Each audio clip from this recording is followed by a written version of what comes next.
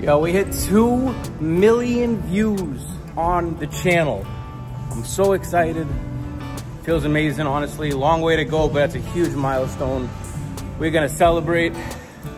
I'm gonna give away some tank tops, a bucket hat that you can also go buy online, and some UDP membership shirts. It's a very easy, man, I'm lost in this parking lot. It's very easy to enter. You can get 2 entries per person. For 1 entry, all you have to do is comment on this episode and say one of your favorite Underdog poker moments. Very simple. The other way to get another entry is go on social media, post yourself in some merchandise, and tag us. That's it. 2 easy, free ways to enter the raffle. I'm going to announce a couple of winners this week when the video drops. Again, I'm so excited. We're just hitting the surface. The 2 million views is crazy. I mean, honestly, I never thought we would ever. Oh, I see my car too. Win-win, finally. I've been walking around this garage for forever. But yo, guys, 2 million views again. Thank you so much. These raffles are the least I can do. You guys have been on this journey since the jump. And if you are new to the journey and you're just coming aboard, yo, come join the family. We're all underdogs in some form, one way or another. And we just gotta keep uplifting each other and support everyone's dreams, all right? Now that that's over, let's check out the episode. We played some 2-5 at the Brook. Game was pretty dicey. Let's see if the cards fell our way, okay? Let's go. All right, we're gonna jump right into the session. Under the gun opens to 15, folds to us, and we look down at 7-5 of diamonds in the big. Easy decision here. We are just gonna call and go to a flop, heads up. Flop comes 8, Jack, 9, rainbow. Double gutty for us. We are happy to check. He bets 25. Jeez, almost pot. We're thinking it over, and we're just gonna call here. I don't really think necessarily he has to have a queen in his hand, and if we hit a 6, we're all right. Turn is the 9 of diamonds. It gives us a flush draw with our double gutty, but the board pairs. So not loving it. We do like to check it over and see what he does. And he's gonna bet pretty small. He bets 35. Now, I do go in the tank here. I'm thinking he likely doesn't have a 9, and we have a lot of 9s. Is there a point of raising? But with such a good price, we're just gonna call and hope to hit. We don't want to raise and then get re-raised off the hand, or called and then have to bomb a river. Queen of clubs, we are dead. We check. He checks right back with ace jack of spades. See, luckily we just called, because if we raise turn, I don't think it's getting through. So not the best way to start a session, but we'll keep it going. Bet call, and we look down at king jack off. Now this is likely a fold usually in this lineup. Everyone's pretty passive though, so we do like to throw in a call. And I mean, he opened pretty big, 20 bucks under the gun too, and another caller. Under the gun 1 is the action play that we want to get into pots with. So in position, could be worse. Flop comes 7, 9, 10. Again, double gutty. It's check to us, and we're going to fight at 50.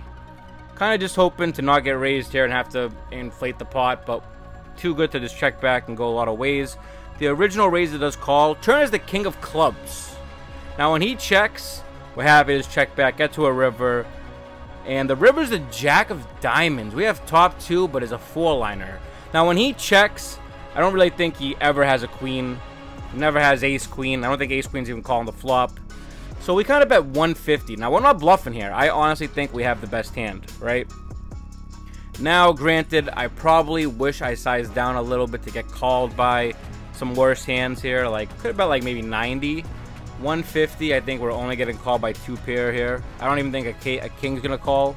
And he calls, and we think we're good, honestly, after he tanks so long, and he's got a straight. So he turned a flush draw too, so if we bet the turn, it would have been a massive pot. Moving along, trying to get into the win column. We look down to jack 10 of spades. Straddles on, and small blind raises to 25. We are gonna re-raise and make it 85. He goes into tank. We're happy for a call in position. He does make the call. Now there's almost 200 in the middle, and we haven't seen a flop yet, okay? Very pretty hand though. Hopefully we can hit something. Flop is queen 8-6 rainbow. Not the worst. We do have a gut shot, so when he checks, we're happy to fire. We bet 100 and he snap folds. Phew. Finally get one in the win column. That would have been pretty bad if we lost 3 in a row. But, alright, the damage is done. Let's hopefully just ride this momentum. We look down at 5-6 of clubs in the small blind. Cutoff raised to 15, and it folds to us, and we are going to sneak in a 3-bet here. We make it 60. Now, this is the guy that I mentioned earlier, big action player. We want to play a lot of hands with him if we can. Flop is 5-6-8. Very wet board, and with him having anything here, we're not going to slow play, obviously. We bet 75. And he actually goes into tank, and I'm like, oh boy, if he flops something, we're just not folding ever. But he does fold. And now we got 2 in a row, slowly getting back to evenville. The game is playing pretty juicy right now. We have a great lineup, a lot of action players. So hopefully we can catch some cards. We look down at ace 4 of spades. We're going to raise under the gun to 15 and end up getting a bunch of callers, reminding us of chasers. Flop comes deuce king 5, 2 spades. Okay, my flush draw and a gut shot. Hallelujah, we're never folding, right? We're going to bet 25 and we get 2 callers. Okay, pot's about 137. Turn is the ace, giving us top pair. Now, we get a little sneaky here. We check the turn because our kick is not good, and we don't want to get bombed on the turn there if they have something they're slow playing. River is the 6 of diamonds. Don't love it.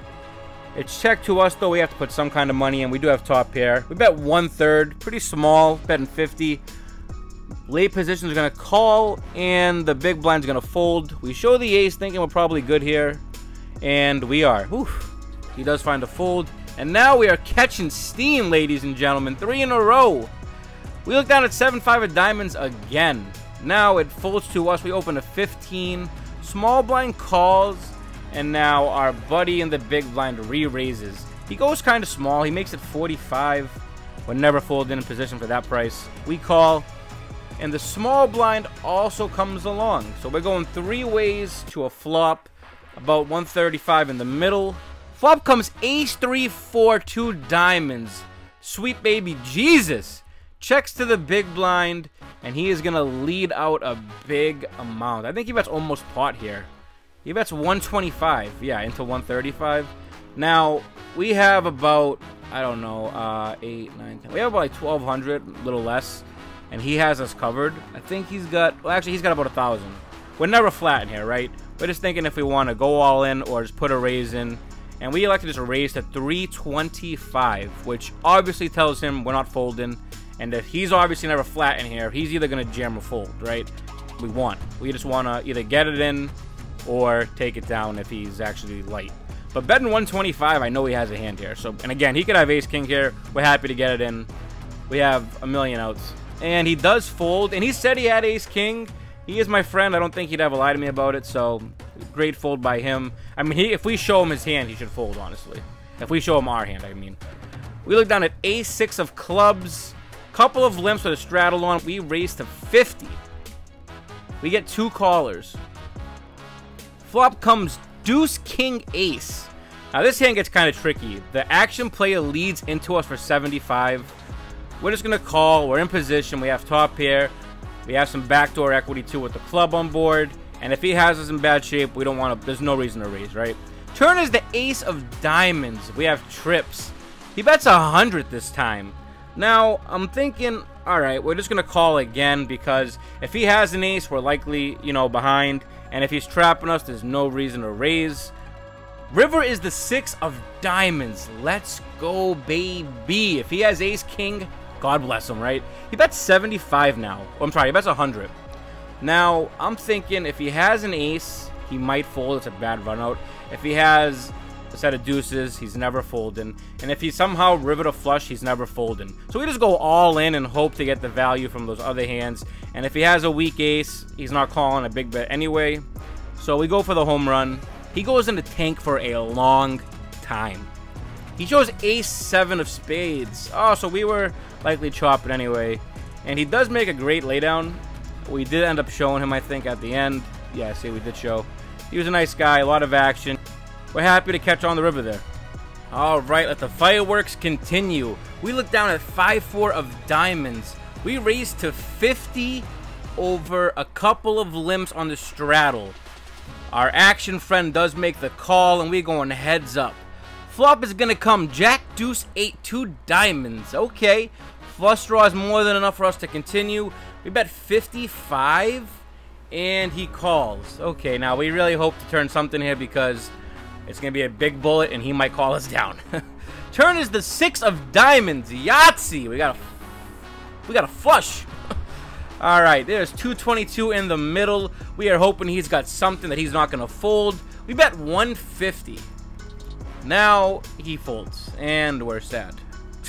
We show him again, you know, so if we do bluff, he'll believe us, right? Gotta show them the good ones. All right, guys, this hand is an absolute punt by me, I think. Well, the river is anyway. So the straddle's on. There are 2 limps. No one's folding. There's no point of us raising. We're on the button. We just call, which is kind of light. I honestly, looking back, don't love it, but, you know, the table's playing pretty juicy. We're in position. See a cheap flop. Flop comes Jack, King, Deuce, open ender, and we have the 10 of spades. We are 5-handed. We bet 25, and it is going to fold to the straddler who makes the call. We are going heads up somehow to a turn card, which is going to give us the 9 of diamonds. We have the nut straight, which is beautiful. He checks. There's 92 in the middle. We bet 75. I thought we bet 100. We bet 75. He goes into tank and calls. So now, I'm not really sure what he's... I mean, maybe he's got a flush. I'm not exactly sure. Now, the river is the 8 of spades, okay? Now, when he checks, I don't think he has a flush. I think he's got 2 pair, maybe. I don't really think he's got any strong kings. Because remember, he checks his option. Usually, if they have a big king, they're going to raise and squeeze, right? So, we bet 100. We bet a little less than half pot. Now, this is when I hate my hand, right? So, up to this point, I thought it was fine. We try again, some thin value on the river, even though spades hit. He raises to 475, okay? Now, I don't think he's ever good enough to bluff me with just the naked ace here, okay? Now, this is when I tell you guys, GTO is great to know, but it is useless in these kind of games because it tells you to call, right? You have the Queen of Hearts, which means you unblock diamonds. You have the 10 of spades, meaning it's less likely he has a flush. So everything should be like he has, you know, a naked ace flush or whatever. Draw. Missed. Missed flush draw. So we make the call, and he has ace queen of spades. Like, GTO, that never happens. It's impossible. He's limping the straddle with ace queen suited. Do you understand? It is... I mean, my call is horrendous on the river. I really don't know why I called. But it is a great example of why you guys should not use GTO in these situations, in these lineups. It's completely irrelevant. It's pointless if they're playing like that, okay? Well played, sir. Nice hand. Moving along, we have aces. And when you have aces after a cooler, usually bad things happen. But we raise, and we get 2 calls. Flop is deuce 4-4, 2 diamonds. Action player checks to us. We bet 50. Now, right now, it's fair to say we're seeing red, right? So when the button folds and the action player calls, he could very easily have a 4. But honestly, at this point, I don't even care, right? He checks the queen to us. Now there's 2 flush draws, right? We don't care. We're not slowing down. We bet 110, right? Now, if he raises, I like to say to you, I would fold. But I can't definitely say that. He calls. Now, okay, I'm thinking as long as there's no diamond, we're okay. 5 is not a great card because he could easily have a straight here. He plays anything. And when he checks to us, in my mind, I'm just like, you know what? We're stuck a lot. The aces is way too strong, and we block the diamonds, right? So he likely doesn't have a flush draw. So I'm thinking he might have a middle in pair or something. We bet 200. And he snap calls. I'm like, oh man, this can't be good. We show the aces, and he does say nice hand. I think he said he had pocket 7s, so thankfully that one went our way. It's very rare that you lose a nasty cooler and then have aces and they hold, okay? So keep that all in mind. We have 10-8 of hearts, straddles on, folds to us on the button. We make it 30, and the domino effect. We get 3 callers. I mean, ay. Flop comes deuce 6 ace rainbow. No hearts, no draws. We're just going to check here. There's no one's folding. Turn is the 10 of diamonds. Small blind leads very small. He bets 25. And when these other 2 players fold, we are fine to call for such a small price, right? A lot of history with the small blind here. I know he could have anything here. River is the 10. Okay. Now there's 170 in the middle. I wish I sized up even more than I do because it looks like we're steaming and we missed something, right? But we bet 100, which is, again, I wish we sized up. And he does think it over, and I think he does make the call. I'm pretty sure he had a 6, which I don't blame him. I was definitely, you know, there was steam coming out of my head at this point. So, all right, we're almost back to even. We switched tables, the must move. This hand is actually pretty crazy. Under the gun opens to 20. This kid calls in the cutoff. We call with Jack 10 off on the button. Flop is Queen 5-6, 2 hearts. Absolute whiff, right? So if anyone bets, we're just going to fold. I asked, did you check? I thought he was out of turn, but he does. So the 3 of us are checking, right? Now the turn is the deuce of clubs. There's only $67 in the middle, right? So when under the gun 1 checks again, and this kid bets 15, I just know he has nothing, right? I can't help myself. I raised to 60. I don't recommend doing this, okay? Under the gun 1 folds, and now this kid goes into tank. So if he re-raises, we're obviously just going to fold, and our read was wrong. And he calls. I'm like, okay, what's he really representing here when he bets so small? River is the 10 of diamonds. We now have showdown value, so we don't need to bomb the river to bluff him off anything. But now, there's 187 in the middle.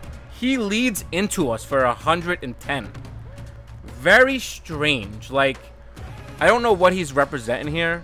When he bets so small on the turn and then tank calls the raise, I just feel like, you know, my gut was telling me to call. We do make the call, and he says you're good. Now, usually I would just flip my hand over, but I want to see what... Yeah, he had king jack off. So, he kind of knew what I was doing, and I knew what he was doing, and we just got lucky and hit a 10. So, thankfully, that one went our way. Kind of strange the way it played, honestly, but, I mean, hey, mazel tov, right? Now, this hand is the disaster of the day. I absolutely hate myself, but under the gun opens to 20. Couple of calls. We look down at a very pretty hand here. 6, 7 of spades. We call. Now, I don't mind a 3-bet here, right? Usually. But when there's so many calls in the middle and you're in position with a very beautiful hand like 7-6 suited, it's very easy to play post-flop, right? Either you hit or you don't. Flop comes Queen 5-8, and that is absolutely smashing, right? Now, it's checked all the way to us, and we bet 50. Now, again, I don't like my sizing in this hand either. There's a lot of, like, looking back at this hand, I honestly wish I played it much different. But, you know, can't Monday quarterback. We bet 50. The original raiser calls, and under the gun 1 calls. Okay, keep that in mind. Turn is the 4 of spades. It gives us a flush and a straight flush redraw. It checks to us again. Now, we bet 100 here, right? I'm sorry, we bet 110. Way too small. There's 237 in the middle. We have to be betting like 175 here, okay? Absolutely misstep by me. I bet way too small. In my mind, I'm like, I want to bet small so I get somebody to come along. But there's just so many bad river cards. A 4th spade, a pairing card, like, and if they have big hands, they're not going to fold anyway. Like, you got to be very aware of sizing. They both call. And now there's almost 600 in the middle. Now, the river is the queen of diamonds. The worst card in the universe. Absolutely hate it. Under the gun, the original raiser checks. And now... Did he check yet? Oh, wow, he was just in a tank for 6 hours. He checks. Now, under the gun 1 bombs the river. He bets 400. I mean, disgusting. Now, obviously, looking back, I wish I folded, right? But I have a lot of history with this kid. There's a lot of dumb stuff at the table sometimes. So, it isn't completely out of the world if he has a bluff here or he got counterfeited. And the reason why I don't think he usually has a full house here, because on a flop, if he has any set, he's raising. If he has Queen 8, I'd imagine he raised. So after all that thinking, I just call. And the original raiser again goes in the tank forever. Now, if he overcalls, we're obviously dead, right? We're never good. He probably has at least a better flush than us. But he does find the fold, and this kid has Queen 8, yeah. So, looking back again, you got to fold the river. We have to rebuy an add-on now for 700 more. We look down at Pocket Kings. Please be the good grace for us right now. Now, this hand, button raised to 25. We re-raise to 80, and he's going to call. We're going heads up, and the flop is 10 Jack Deuce Rainbow. about 165 in the middle. We keep our foot on the gas, and we bet 75. He calls. We bet a little smaller on the flop because we wanted to call, honestly. Turn being the deuce of clubs, great card for us. We're just trying to get some money. And now we bet 100. We bet 1/3 on the turn because I knew the way he called the flop, he didn't have anything strong. Well, I was trying to get value from a 10, and he ended up folding anyway. So now what's really bad is when you're stuck a lot and you're making big hands and you're not getting no payoff, right? Now this hand is just the nail in the coffin. Hijack makes it 25. Small blind makes it 65. We make it 225. Now he goes into tank and folds. He goes all in for 1,400. Mind you, this hand started short. There's only 4 of us at the table. Ace King four-handed. It's just, and we're stuck a million. Like, oh my god. It just setting me up, but I know this player's not, like, I'm not calling all this to chop, right? That's my thought. We show him the Ace King and four-handed, and we fold. Here's a gentleman. He shows us pocket kings. Four-handed. Ace King versus kings. I mean, come on. And we're stuck a million, and it's late at night. Literally the recipe of a disaster. Now, this is the last hand of the session. It goes straddle, straddle. He makes it 30. We raise to 150. The action player ends up cold calling in the cutoff, which, hey, God bless him, right? And the original raiser folds. We're going heads up, and the flop comes deuce, ace, 7. There's 327 in the middle. We are just praying to get in at this point, right? We bet 150, and he snap folds. We show because it's the last hand, and we're honestly just so disgusted. We're in for 1,700. We're out for 1,031. We lost 669 on this session. All right, guys. To recap the session, we lost 669. We're in for 1,700. Played a couple of hands kind of poorly, honestly. The 6-7 of spades. I wish we sized up on turn. Probably should fold river. I've seen that play do a lot of stupid things before, so the stupid nonsense bluff isn't out of the realm. But still, probably find a fold there. I just thought he'd honestly raise most of his 2 pairs and sets. I definitely didn't think he'd be flat in queen 8 under the gun 1. So, you know, point being, he does a lot of stupid stuff. The call with queen 10, again, GTO, it's good to know, but it's really useless in these kind of smaller games. Oh, you have a call, but you have a blocker. Oh, top of the range, blah, blah, blah. No. He's just, I knew he's not good enough to bluff there. It's just, why are we calling? And, you know, those are huge hints.